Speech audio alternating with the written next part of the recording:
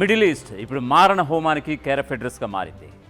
నిన్నటిదాకా శాంతి మంత్రం జపించినటువంటి దేశాలు ఇప్పుడు మళ్ళీ నెత్తుటి ఏరులు పారిస్తున్నాయి.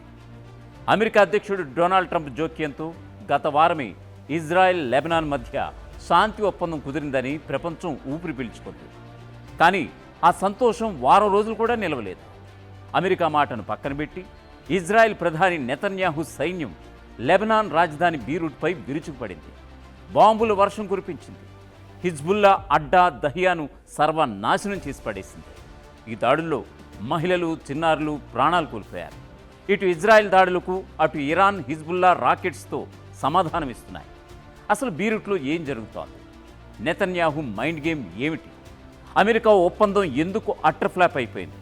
దీనిపైనే మన స్పెషల్ రిపోర్ట్ ఇప్పుడు ఒకసారి చూద్దాం.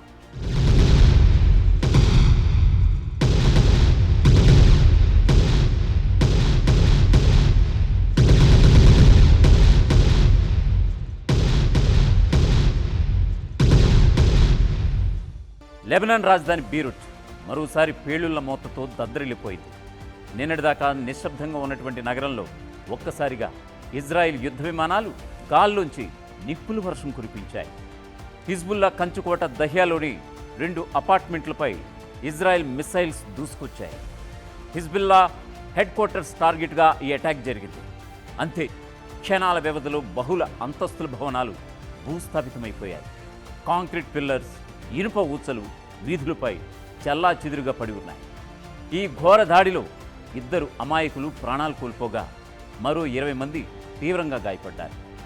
గాయపడిన వారిలో మహిళలు, చిన్నపిల్లలు ఉన్నట్లుగా లెబనాన్ ఆరోగ్య శాఖ ధృవీకరించింది.